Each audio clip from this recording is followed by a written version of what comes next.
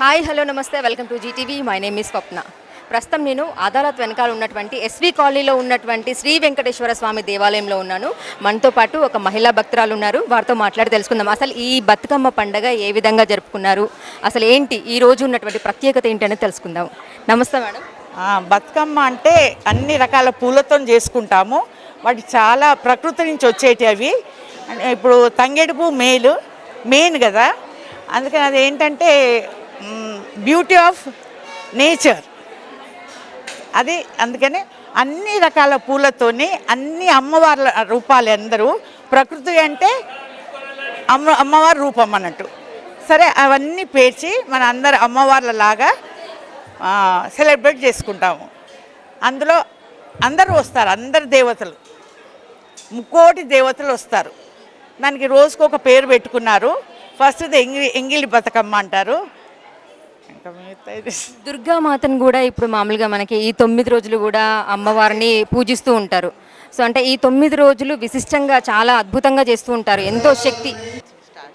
దుర్గమ్మ వారు శక్తి రూపము, ఆ అమ్మవారు చల్లని తల్లి. ఆమె నామం అనుకుంటే ఎటువంటి దోషాలు ఎటువంటివి ఉండవు. అందులో నీకు ఏ కష్టం వచ్చినా కూడా తల్లిని అనుకుంటా. ఫస్ట్ పడితే కూడా అమ్మ అంటావు, నాన్న అనవు. ఆ అమ్మ భూదేవి అన్నట్టు. ఆ భూదేవి మనం రక్షిస్తుంది.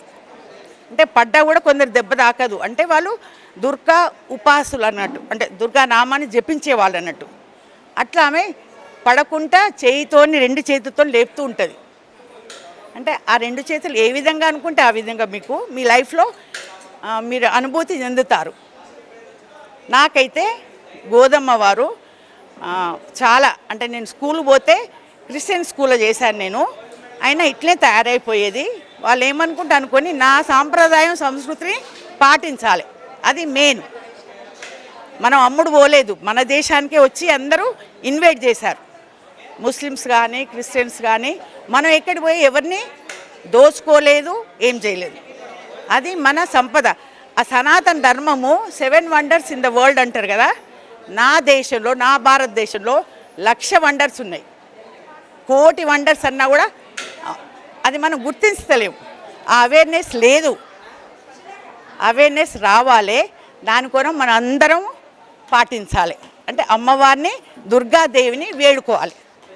దుర్గాదేవిని వేడుకుంటే అప్పుడు అనుకున్నది మనకు వస్తుంది అన్నట్టు, అంటే లభిస్తుంది.